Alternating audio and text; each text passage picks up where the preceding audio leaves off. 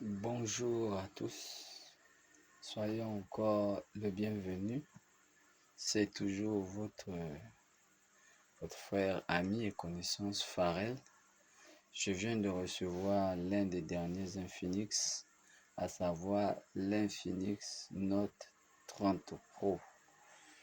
Comme vous le voyez, mes amis, je suis seulement impatient de vous montrer son arrière.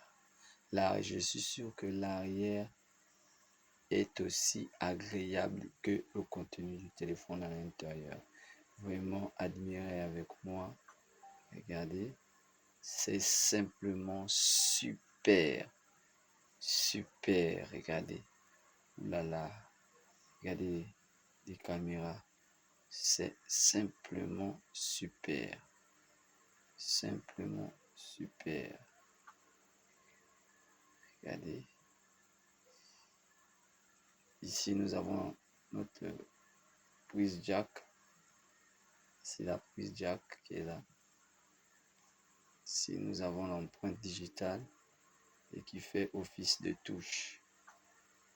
Je crois, touche d'allumage, volume bas, volume haut. Et voilà, ici c'est le son, vous voyez, son by JBL. Donc ça veut dire que le son doit taper. Et je crois que c'est aussi charge sans fil, si je ne me trompe pas. Les connaisseurs qui sont là, vous pouvez me mettre en vidéo, peut-être si je me trompe. Bon, après avoir fait le contour du téléphone, nous allons nous intéresser à son contenu. Pour cela, nous allumons notre téléphone. Maintenant, la touche allumée. Voilà, le téléphone s'allume. Donc, nous nous retrouvons dès que sur la page de configuration une fois. Ok, une fois sur la page de configuration, nous voyons la première étape, c'est de sélectionner la langue. Si vous parlez anglais, vous pouvez prendre anglais. Si vous parlez, je sais pas quoi, latin, vous pouvez choisir latin. Si vous parlez espagnol, vous choisissez espagnol. Si vous parlez le français comme moi, vous choisissez le français. Nous, pour notre cas, nous parlons le français, nous allons choisir français. Et après, qu'est-ce qu'il fait? Nous cliquons sur l'option suivant. Voilà, nous arrivons à sélectionner un pays ou une langue. Vous allez sélectionner le pays ou la région, excusez-moi, dans lequel vous vous trouvez. Pour ma part, je vais choisir le pays dans lequel je me trouve. Ok. Après avoir choisi le pays, vous arrivez à cette étape. Comme je l'ai toujours dit, c'est l'étape des cartes SIM. Et je le répète encore, moi, je préfère souvent configurer sans les cartes SIM. Pourquoi? Parce que le processus est court par rapport à s'il y avait les cartes SIM. S'il y avait les cartes SIM, le téléphone devait ouvrir la connexion mobile. Et malheureusement, si vous avez un forfait ou du crédit, et que si votre opérateur, par exemple, ne permettait pas de différencier entre les données mobiles et le crédit personnel, eh bien, vous pouvez vous rassurer, le téléphone aurait fini à la fois les données mobiles et il aurait utilisé vos données personnelles.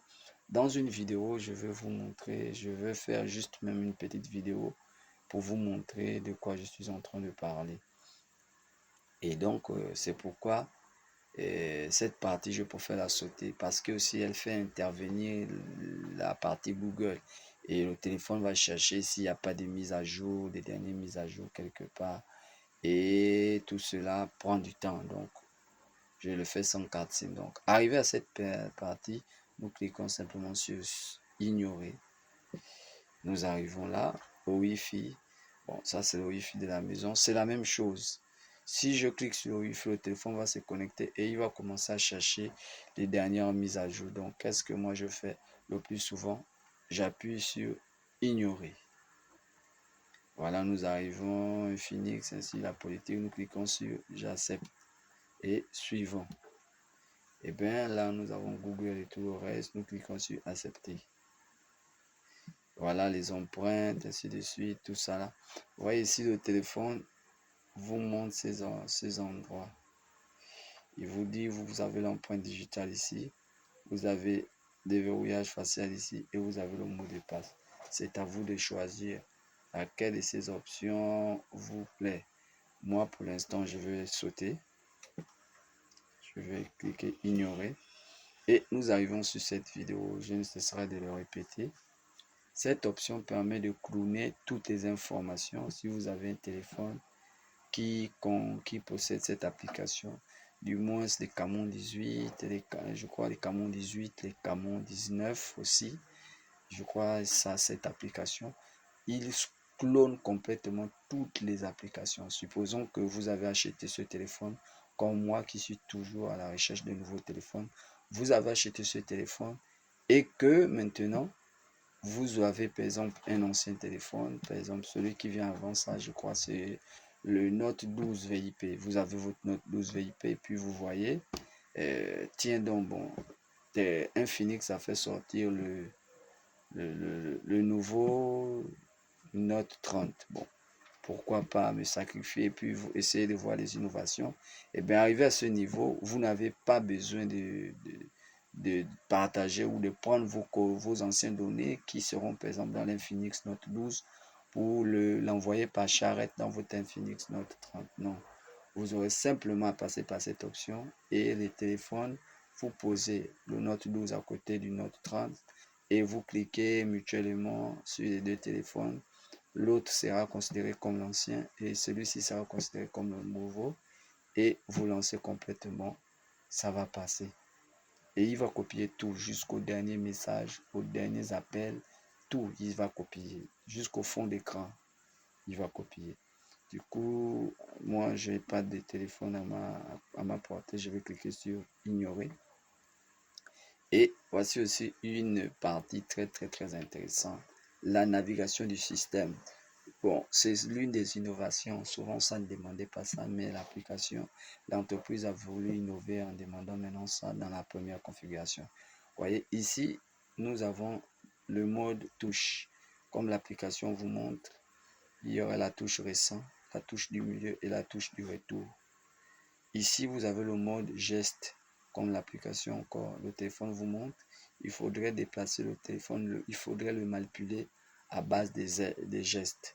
Donc, moi, pour ma part, je préfère celui des gestes que celui des touches.